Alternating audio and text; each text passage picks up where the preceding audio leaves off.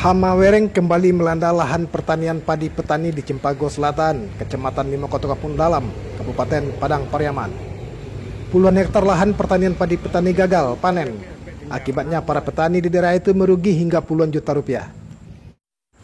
Menurut salah seorang petani sawah, Lukman menuturkan kekecewaannya terhadap gagalnya petani tersebut menikmati hasil pertaniannya. Ini udah 3 kali ini wereng-wereng, nggak ada solusinya sama PPL. PPL tadi mana aja kita nggak tahu sekarang ini.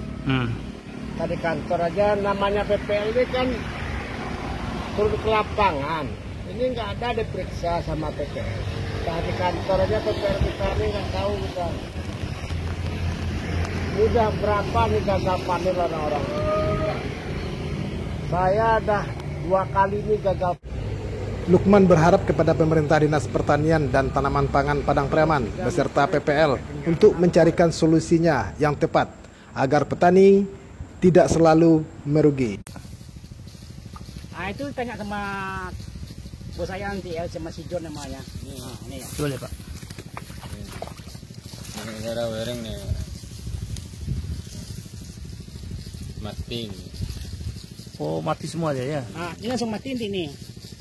Mati habis nggak bisa naik dia. Enggak. Dari Padang Pariaman, tim Minangkabau TV melaporkan.